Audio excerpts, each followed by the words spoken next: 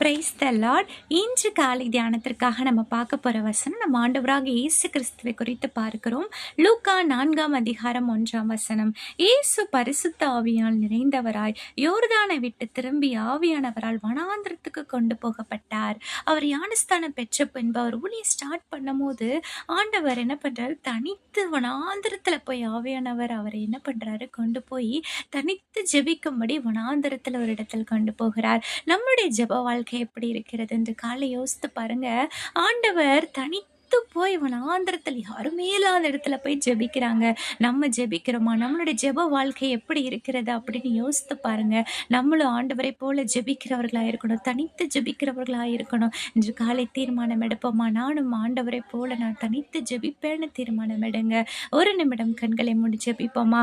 ஆண்டவரே, நீங்க ஆவியானவரால் அப்பானவரே கொண்டு போய்பட்ட வனாந்திரத்துல போய் ஜெபித்தீங்களே, அதே போல இந்த ஜெபாவியால் இந்த காலை நேரத்துல எங்களை நிரப்ப போற கிருபைக்காக உமக்கு நன்றி செலுத்துகிறோம். இயேசு கிறிஸ்துவின் நாமத்தில் ஜெபிக்கிறோம் நல்ல பிதாவே, ஆமென். Have a nice day. Thank you.